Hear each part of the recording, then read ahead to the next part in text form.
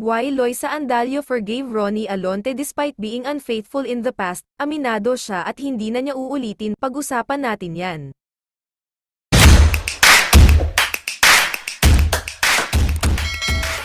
Ibinunyag ni Loisa Andalio na pinatawad niya ang kanyang nobyo, ang aktor na si Ronnie Alonte, sa kabila ng pagiging taksil noon, dahil siya ang nagmamay-ari sa kanyang mga pagkakamali at handang ayusin ang kanilang relasyon.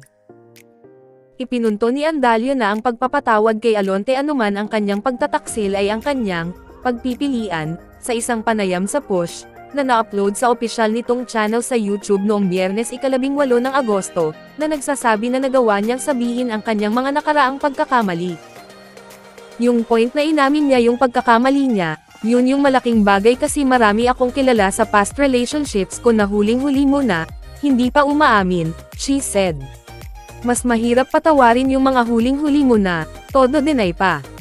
Pero siya aminado siya at hindi na niya uulitin, edi okay tayo. Ipinaliwanag din ng aktres na pinatawad niya ang kanyang partner dahil no one is perfect, habang idinagdag na mas gugustuhin niyang dumaan sa mahihirap na oras kasama ang kanyang kapareha kaysa makipagromantiko sa isang bagong tao. Para sa akin, choice talaga yun eh. Kasi wala rin naman talagang perfect na tao. Kahit ako, hindi rin naman ako perfect. Sabihin na nating magkakaroon din ako ng bagong relationship, for sure hindi rin naman magiging perfect yun eh. Kaya nga sabi nila diba, I'd rather have bad times with you than good times with someone else, she said, an apparent reference to the song, I'd Rather, by Luther Vandross. Binigyang diin ng Pira-Pira Song Paraiso, star na, madali, ang patawarin ang isang tao.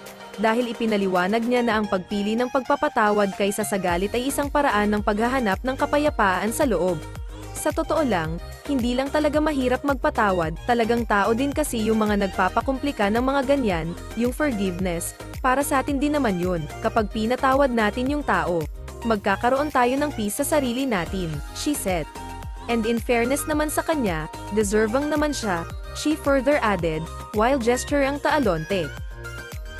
Noong Pebrero taong 2023, isiniwalat ni Alonte sa isang panayam na ilang beses siyang nahuli ni Andalio bilang isang hindi tapat na kapareha, inihayag din niya na kailangan nilang ihinto ang pagkikita sa isang punto para gumaling. Samantala, idineklara ng aktres na nakikita niya ang kanyang Pira-Pira Song Paraiso co-star bilang The One, na ipinaliwanag na hindi siya mananatili sa kanya kung hindi niya nakikita ang kanilang relasyon bilang karapat-dapat na panatilihin. At dyan na po nagtatapos guys, maraming salamat sa panonood.